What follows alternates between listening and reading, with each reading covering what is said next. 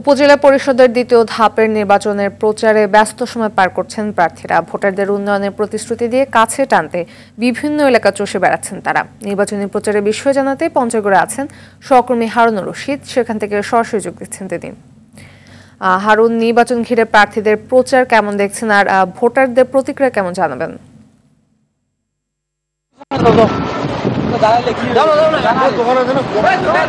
জি ফাতিমা, আপনাকে প্রথমে জানিয়ে উপজেলায় নির্বাচন হচ্ছে পঞ্চগড় দিনের আলোতে ভোটার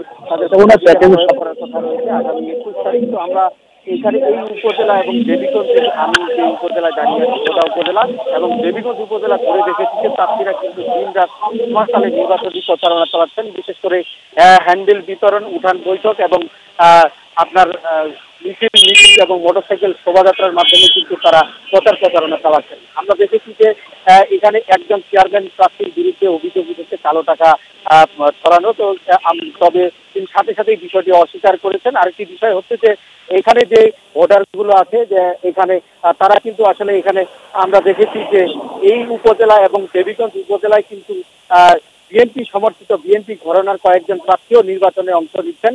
তো এখন পর্যন্ত নির্বাচনী প্রচারণা কিন্তু চলছে। তো আগামী 21 তারিখে ভোট হবে।